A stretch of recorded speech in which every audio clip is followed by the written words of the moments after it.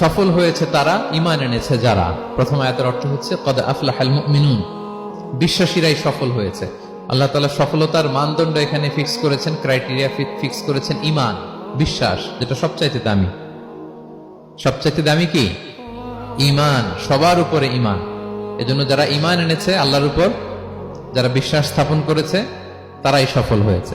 তো এই বিশ্বাসীদের কিছু গুণাবলী থাকতে হবে, কিছু ফিচার থাকতে হবে, তবেই তারা জান্নাতের ওয়ারিস হবে। সেগুলো কি? আল্লাহ শুরু করছেন। আল্লাহ বললেন প্রথম বৈশিষ্ট্য হচ্ছে আল্লাযীনা হুম ফি সলাতিহিম খাশিউন। 7টা বৈশিষ্ট্যের প্রথমটা বলতেছে, যারা সফল হয়েছে বিশ্বাসীরা, ওই বিশ্বাসীরা যারা তাদের সালাতে বিনয়াবনত থাকে, বিনম্র থাকে। সালাত যখন আদায় করে তারা খুশু খুদুর সাথে সালাত আদায় করে, এটা হচ্ছে প্রথম বৈশিষ্ট্য। বিনয়ের সাথে। খুশু খুদু মানে হচ্ছে অন্তরের একাগ্রতা এবং অঙ্গ প্রত্যঙ্গের একাগ্রতা।